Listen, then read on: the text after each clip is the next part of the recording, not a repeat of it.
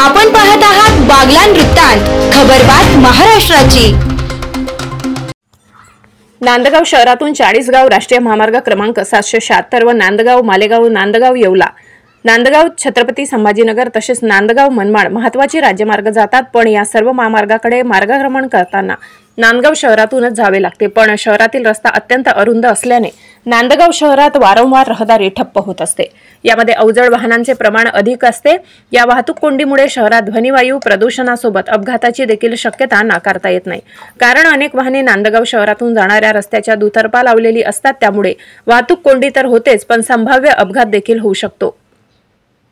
सायंकाळी शाळा सुटताना व सकाळच्या सत्रात शाळा भरताना देखील वाहतूक मोठ्या प्रमाणात असते, त्यामुळे विद्यार्थ्यांना रस्ता पास करणे त्यांच्या जीवावर बेतण्याची शक्यता आहे। यापूर्वी याच मार्गावर शालेय विद्यार्थी व पादचारी यांचे अपघात झाले आहेत।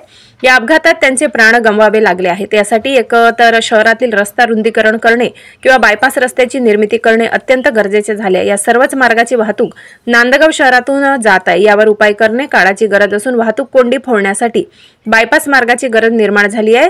तरी शासनाने वेळीच याची दखल घेऊन बायपासचा प्रश्न लवकरात लवकर मार्गी लावावा अशी मागणी होत आहे। बागलाण वृत्तांतसाठी मारुती जगधने, नांदगाव।